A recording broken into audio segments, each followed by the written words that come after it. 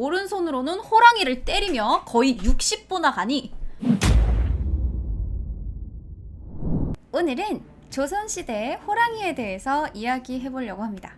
조선에서 때려야 뗄 수 없는 동물이 바로 호랑이겠죠. 한반도 모양이 호랑이처럼 생겼다라고 하기도 하고, 서울올림픽 마스코트는 호돌이, 2018년 평창 동계올림픽 마스코트도 호랑이였습니다. 최근에는 우리에게 범 내려온다 라는 판소리 노래가 유행을 하기도 했는데, 자, 그렇다면 왜 호랑이 내려온다가 아니라 범이 내려온다는 걸까요? 사실 호랑이의 순수 우리말은 범입니다. 범이라는 말 자체는 호랑이와 표범 등을 전부 지칭했으며, 나눠서 부를 때는 호랑이는 범, 칙범 등으로 부르고 표범은 돈범 등으로 불렀다고 합니다. 그러다가 정확한 시기는 알 수 없지만 19세기 말엽쯤부터 범호에 이리랑이 섞여서 호랑이라는 말이 되었다고 해요. 한반도의 호랑이 관련 기록은 단군 신화 때부터 시작해서 신라, 후백제, 고려 등등 다양한 시대에 나타나는데, 삼국유사에는 호랑이가 처녀로 변해서 김현이라는 남자와 하룻밤을 보냈다는 이야기가 김현감호라는 설화로 전해져 내려오거나, 고려사에서도 호축삼재, 용수오복이라 하여 호랑이는 3개의 재앙을 쫓아내고 용은 5개의 복을 불러온다 라는 뜻으로 호랑이를 신성시하기도 했으며, 어휘야담에는 류모라는 장수가 호랑이 입속에 쇠 비녀를 뽑아주자 훗날 호랑이가 은혜를 갚았다라는 이야기가 전해져 내려옵니다. 자, 그리고 조선시대에 가장 두려운 것으로 알려졌던 호환마마라는 말 역시도 호랑이에게 피해를 입는 호환과 당시 걸리면 치료가 불가능했던 무서운 전염병인 천연두가 섞여서 호환마마라는 말이 만들어졌을 만큼 호랑이에 대한 이야기는 많습니다. 이렇게 오랜 기간 한반도에 호랑이와 관련된 에피소드가 많은 이유는 한반도에 노루나 고라니 등의 사냥감이 많고 시야가 트인 곳이 많은 데다 만일 사냥당해 인간에게 밀려나도 자리 잡을 산이 많아서 호랑이가 아주 살기 좋은 환경이었기 때문이죠.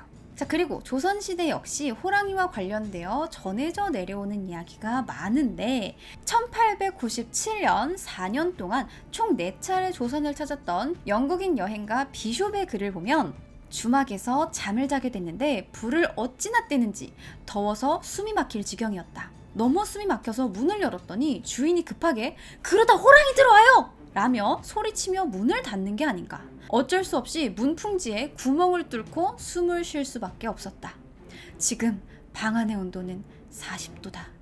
자, 그리고 1915년 런던에서 출판된 만주호랑이라는 책에 따르면 바클레이라는 사람은 진도 섬에서만 호랑이 4마리를 목격했고, 호랑이 굴의 수와 두세 곳의 큰 산을 고려하면 최소 4마리, 최대 10마리 안팎의 호랑이가 살았을 것으로 추정되는데, 이는 기후와 서식 여건이 양호한 일부 지역은 섬에까지 호랑이가 진출하였으며 섬에서의 서식 밀도도 높았다라는 걸 보여줍니다.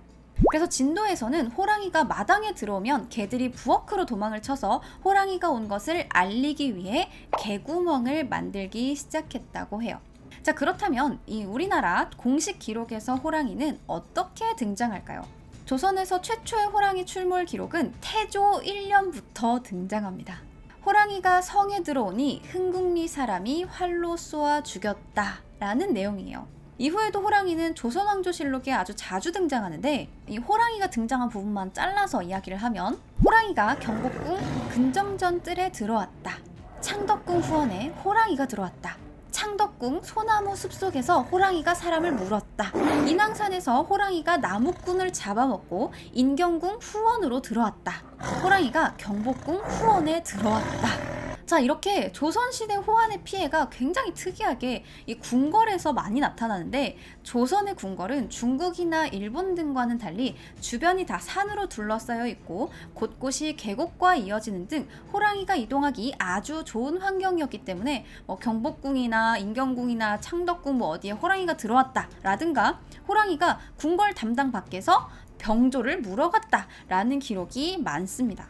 그리고 궁궐 근처, 특히나 이 인왕산 서쪽 자락의 무악재는 호랑이 출몰 단골 장소여서 행인들은 여럿이 모여서 꽹과리를 막 치면서 군사들의 호위 아래에 겨우 고개를 넘었다고 합니다. 하지만 이렇게 보호를 받지 못해서 치안 상태가 좋지 않은 산골마을 같은 데서는 적어도 아들 셋을 낳아야지만 대를 이을 수 있다라는 말이 생겨났어요.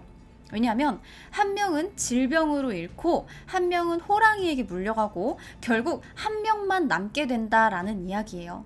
자, 그리고 지방에 비해서 치안 상태가 양호한 도성 안의 주민이어도 호환으로부터는 자유롭지 못했습니다. 이렇게 사람들이 호랑이에게 물려 죽는 등의 호환은 17세기 소빙하기에 꽤 많이 발생했는데 당시는 지금보다 평균 기온이 약 2도 정도 낮을 때였어요. 아니 근데 무슨 2도? 별거 아닌 것 같죠? 그런데 이 2도 때문에 양쯔강이 얼어붙고 조선에서도 9월부터 서리가 내리는 시기였는데 특히나 1696년부터 3년 동안 지속된 대기근에 140만 명이 사망했다라는 기록이 있을 정도예요. 자, 그런데 이렇게 날씨가 추워지면 초식동물이 먹을 식물조차 얼고 말라버려서 초식동물이 사라지게 되죠. 그러면 이 초식동물을 먹는 호랑이도 덩달아 식량난에 시달리게 되면서 민가로 내려와서 사람들을 잡아먹는 일이 많이 발생했습니다. 자, 그리고 1697년의 기사를 보면 조선 팔도가 모두 대단히 가물고 바람, 우박, 서리, 눈, 벌레 등의 재해가 곳곳마다 참혹한데 포악한 호랑이마저 횡행하여 사람을 잡아먹으므로 사람들은 감히 혼자서 다니지 못하였다.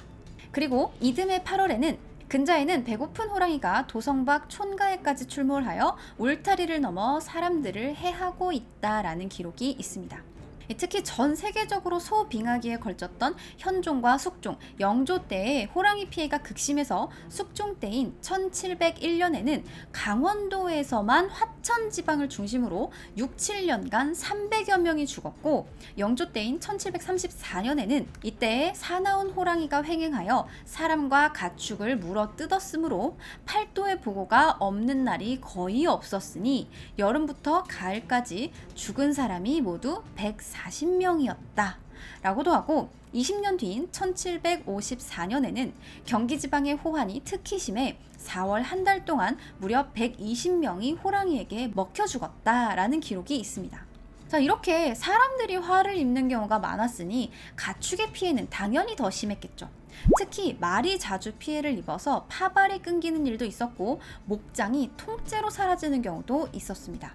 대표적으로 경기도 의정부에 있었던 녹양목장 사건인데 호랑이의 습격이 얼마나 심각했는지 아예 그냥 목장을 폐쇄하고 그냥 사냥터로 만들어버린 곳이에요. 그래서 조선시대 유명한 목장들을 보면 섬에 있는 경우가 많은 것도 바로 이 호환의 피해를 막고자 함이었습니다. 제주도 목장도 원래 원나라가 일본을 점령하기 위해 운용했던 게 시초였지만 그 이후로도 계속 말 목장을 운용했던 건 제주도에 호랑이가 살지 않기 때문이어서 말은 제주도로 사람은 한양으로 같은 말도 생겨났습니다.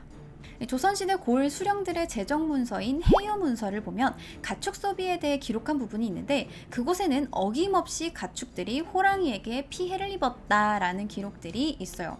특징이라면 우리 안에서 키웠던 돼지에 비해서 방목을 했던 말, 소, 양들의 피해가 특히 많았다는 점입니다.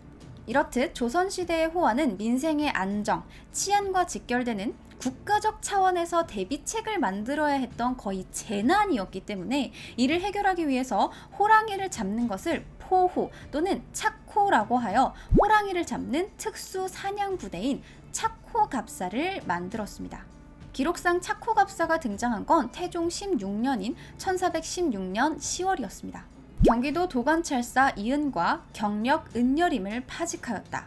처음에는 주인기, 공손계 등이 경상도에 가서 착호갑사라고 거짓으로 칭하니 이은이 병조의 이문을 상고하지도 않고 마음대로 군마를 조발해 주어 성주에서 호랑이를 잡았다라는 기록이 있어서 이미 이때 착호갑사가 활동을 하고 있었던 걸 알 수 있는데 다만 이때의 착호갑사는 지금 우리가 알고 있는 이 전문적인 착호갑사가 아니라 국왕의 친병인 갑사 가운데에 호랑이 사냥을 위해서 만든 임시 조직이었어요.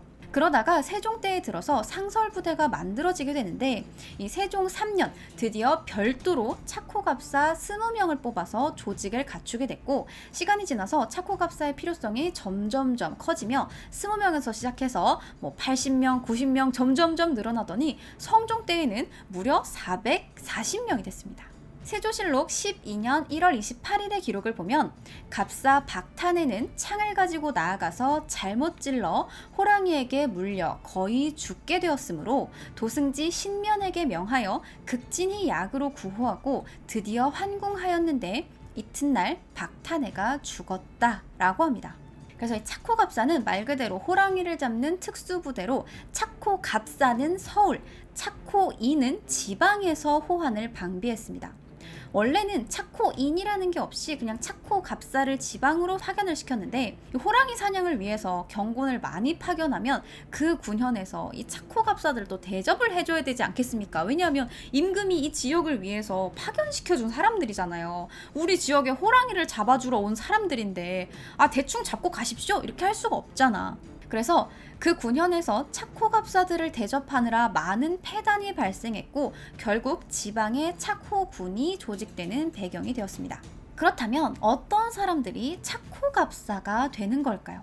착호갑사는 활이나 창의 무예가 뛰어나거나 달리기나 힘이 좋은 사람을 시험을 통해서 선발했습니다.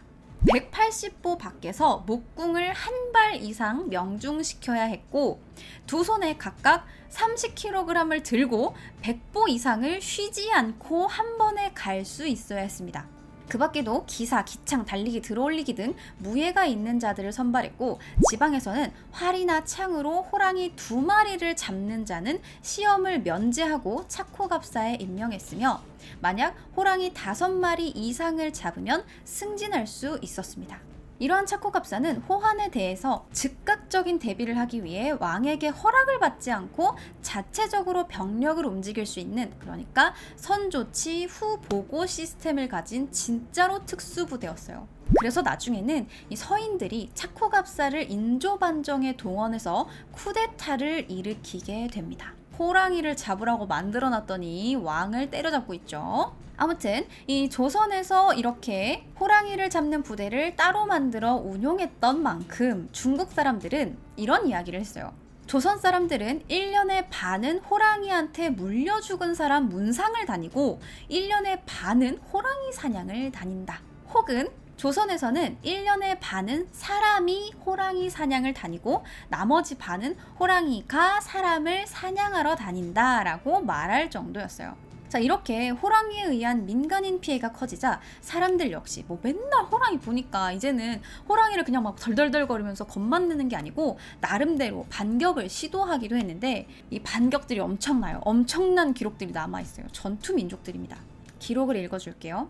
세종 2년 경상도 관찰사가 보고하기를 안동 수군 정구지가 어느 날 밤에 범에게 물려감으로 아내 소사가 두 딸과 함께 쫓아가 만나서 몽둥이로 범을 때려 구지를 빼앗아 돌아와 치료한 지 10여일 만에 마침내 죽었다 하였다라는 기록이 있고, 태종 13년 경상도 관찰사가 보고하기를 안동 사람 김씨 부인은 나이가 38세였는데 유천계가 진으로 나아가게 되어 그 처에게 이르기를 오늘은 날이 좋으니 내 문 밖에 나가서 자려고 하오 하므로 그 처도 말하기를 나도 나가서 자겠습니다 하고 드디어 입실하여 후량을 준비하니 밤은 이미 자정이 되었습니다. 이 입실하여 후량이라는 거는 저도 갈게요 하고 들어가서 육포 같은 거 있죠. 마른 양식들, 밖에서 그냥 조금씩 먹을 수 있는 간편식 있죠. 이런 걸 챙겼다는 이야기입니다. 졸지에 누가 놀라서 부르짖는 소리에 노비들이 모두 두려워서 몸을 움츠리고 있었는데 김씨가 홀로 나아가니 호랑이가 남편을 잡아가므로 김씨는 남편의 목궁을 들고 소리치며 쫓아갔습니다. 왼손으로는 남편을 붙잡고 오른손으로는 호랑이를 때리며 거의 60보나 가니 호랑이가 남편을 버리고 우뚝 섰습니다. 김씨가 말하기를 너는 내 남편을 잡고 나까지 잡아가려 하느냐 하자 호랑이는 곧 가버리고 남편은 이미 죽었습니다. 시체를 안고 돌아오니 날이 셀 무렵에야 남편이 다시 살아났습니다. 라는 기록도 있습니다. 엄청나죠? 보통은 호랑이에게 잡아먹히면 영혼은 창귀라는 귀신이 되어서 죽어서도 호랑이의 부림을 받는 처지가 된다라고 합니다.